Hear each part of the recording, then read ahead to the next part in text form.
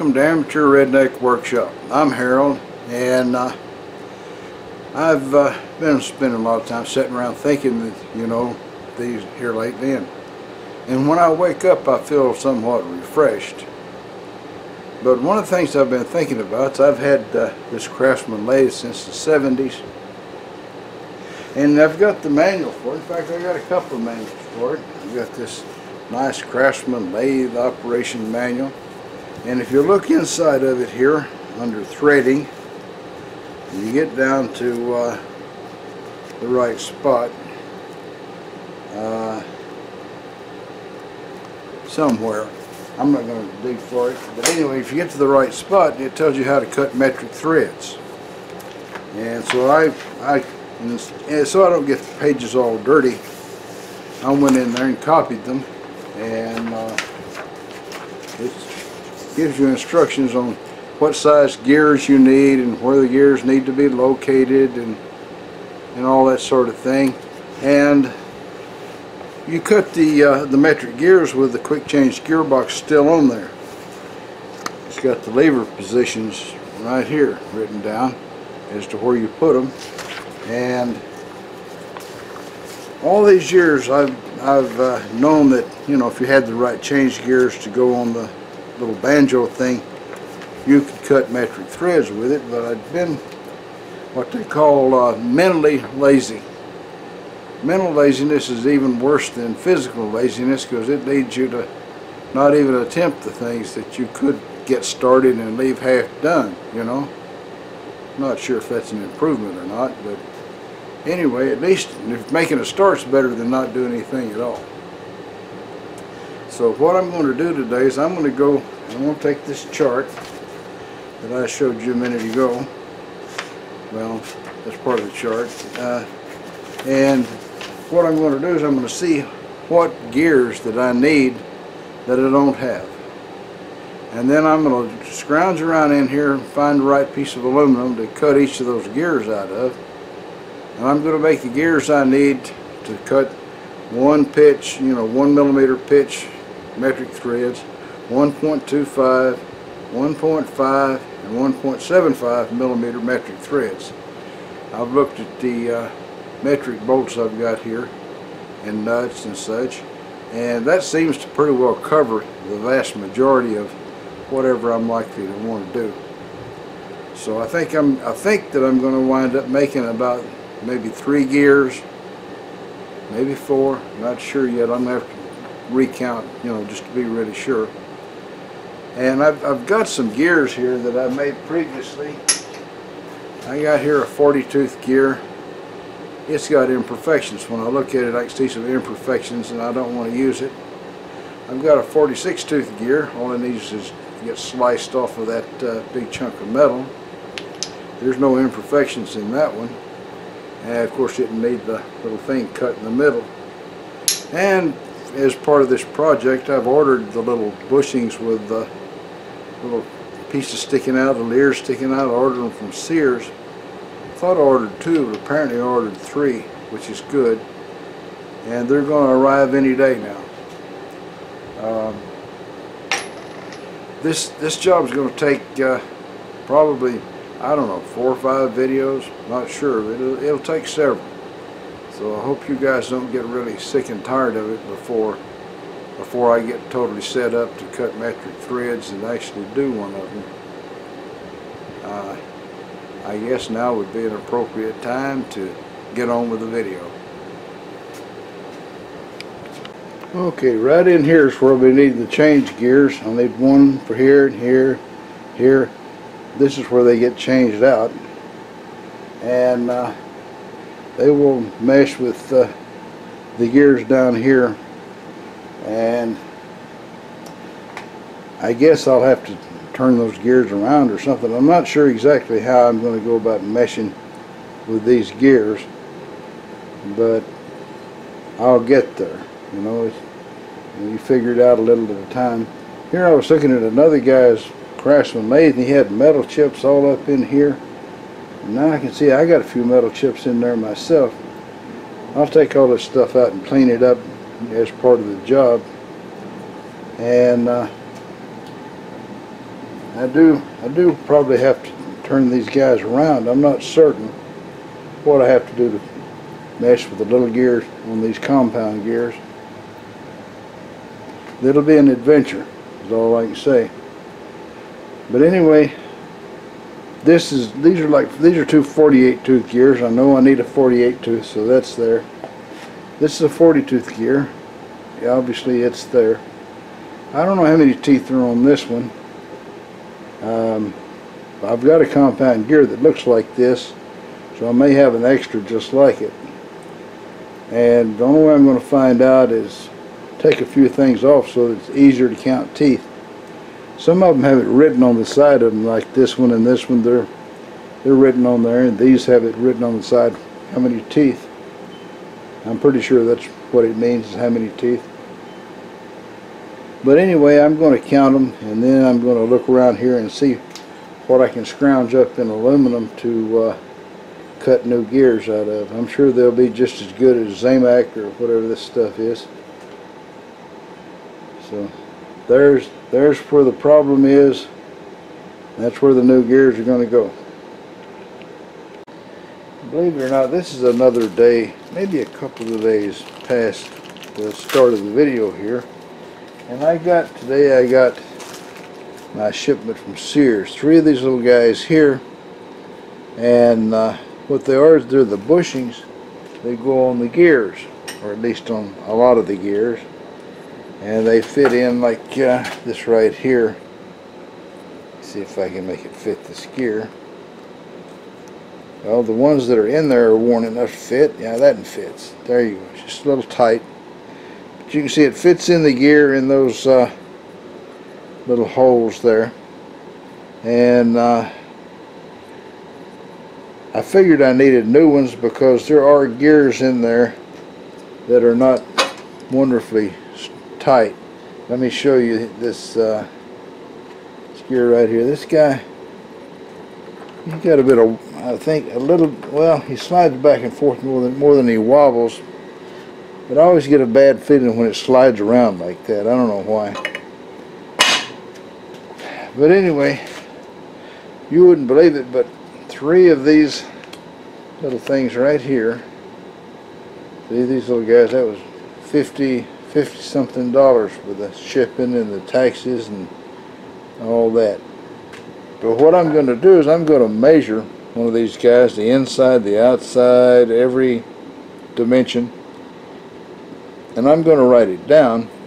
And I don't know what these things are made of. I guess pot metal, maybe Zamac. I don't really know, but I'm going to write down all the dimensions, and then I can make a mold and cast these little boogers from aluminum or something, you know. I goofed off all day today, and I waited around for my pistol to come back from Ruger, and it showed up about 1 o'clock. And then the boss lady had a prescription that they finally decided to fill somewhere around 3 o'clock. And so we went out to the range and I tried out my pistol. You would be amazed. It's a whole, you know, like night and day difference. But they replaced a pile of parts. They replaced the bolt because they said it was wore out. They replaced the sear. They replaced some trigger linkage and springs and loaded chamber indicator and all manner of stuff there. And it's just like a new one. So I went out and sighted in the old flaky red dot. I'm still waiting for my order for a, you know, the special Venom red dot that I should get someday, maybe. Anyway, that's where we're at this afternoon. I've got to take the gearbox off, and I may, you know, do a little video on that. Well, the first instruction is to remove this thing from here, and that's because there's a screw hidden back here behind it. So I think, of course, that I'm going to have to go down and remove the bearing mount on the other end of that lead screw and pull it out of the gearbox before I go removing these screws. So I guess I'll let you sleep a minute while I do that. Alright, I removed the 2 set screws that are, or the two bolts, cap screws that are holding the bearing on the other end. So now, oh, these things are tight. No, that one's not, or at least not as tight as the other one. Put this down out of the way and give her another shot. It's bound to come off.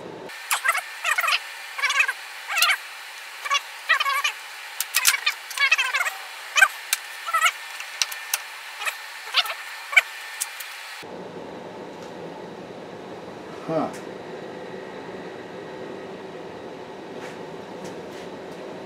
I don't know what else is holding it. Maybe I should turn on a little light here.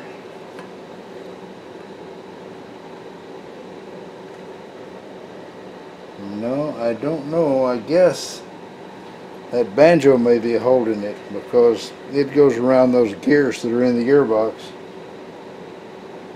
So undoubtedly, if I remove it, then everything should come falling out. Maybe I should have removed it first. Need a hammer. That's what I need.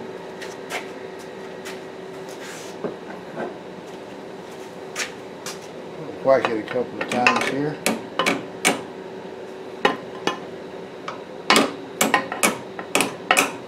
Well,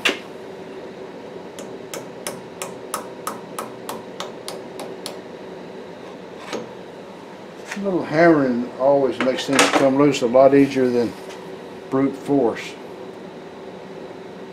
I prefer to tap on things. Alright. Let's see if it comes off of there now. No. Not yet. Alright, so this means we go search YouTube, see about, probably Mr. Pete's taking this thing off for us at some time. If not him, somebody else. So let me go and search YouTube, go look at the manual to see what's screwed onto the back, because I can't see anything holding it together, but it's holding together quite well. So when this thing didn't fall off of there, I went back to watch another Mr. Pete video, and of course that's when I discovered that right there is holding on the some people call it the banjo, but the proper term I guess is quadrant. That's what they call it in the book. It's this thing right there. It's the rack that holds the gears, whatever you want to call it. And that seems to have made it certainly a great deal looser, but I think there's something else still holding it on there. Undoubtedly, I might as well just take the darn gears off of there, and maybe I'll expose another bolt or something that I didn't see. I was pretty sure that was all that Mr. Pete had to deal with right up to there, but I don't know. His gearbox was a lot older model than mine. This is supposedly the last one they made before, I guess, before they quit selling these at Sears. I think Atlas quit making the lathes altogether after this. So there's more here than meets the eye. This little guy was down in here. He was the guy holding everything on, the last holdout, so to speak. So now it's off. Now I've got to move the tools that I took out to try to get it loose and put this guy back there where it came from, and then I'll have a place to set it so we can look at it and examine it. So let me clean my hands up a little bit and move tools around. That's one of the good things about not having much space, I guess. Alright, I got her off now, and these gears out here on the quadrant, I guess all of those are Zamac, and you can see the magnet doesn't stick, but the gears on the inside of the gearbox, those are steel or iron or cast iron. They're definitely magnetic. All the gears that aren't on that quadrant. That's something I had to learn to suspect from another video I saw. And so I guess the gearbox, that's why it cost about, it cost about a fifth of the price of a lathe. So it's expensive. Now then, it referred to 16 tooth gears, and I looked in here, and this is 16 tooth, 32 tooth, 16 tooth, 32 tooth. And I thought, well, am I supposed to move these around and mesh something else up with them? And the answer to that's got to be no, because down inside there's a gear that meshes with that one, and down inside there's a gear that meshes with that one. And they appear to me to be the main gears, possibly. Well, this gear meshes with one. I'm sure they didn't mean for me to move any of these gears after looking in here. So that means that the 16 tooth gears that they're referring to will have to be stuck on the quadrant along with a 50 tooth and all that sort of thing. And I'll just have to work my way through all that.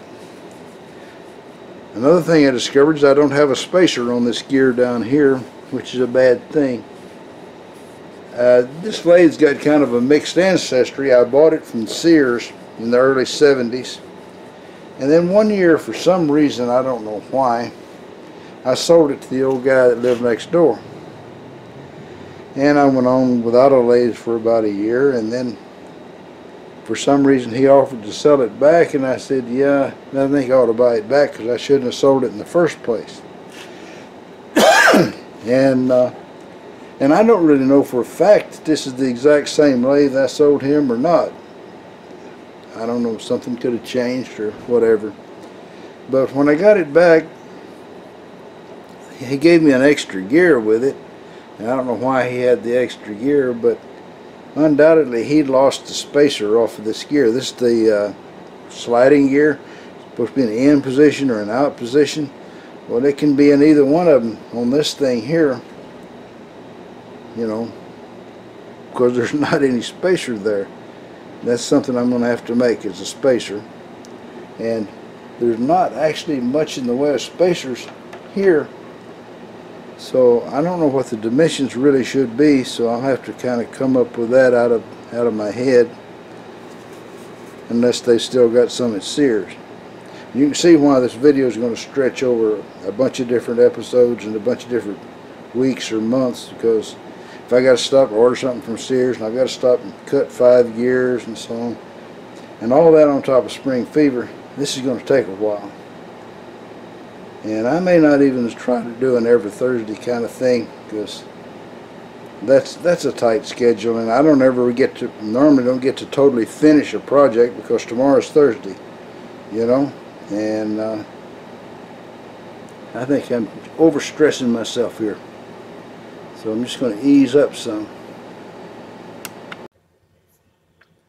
Well, that's all, folks. Y'all try to subscribe if you're not already a subscriber. Leave a comment if you got something to say. And above all, remember, keep on keeping on. Bye now.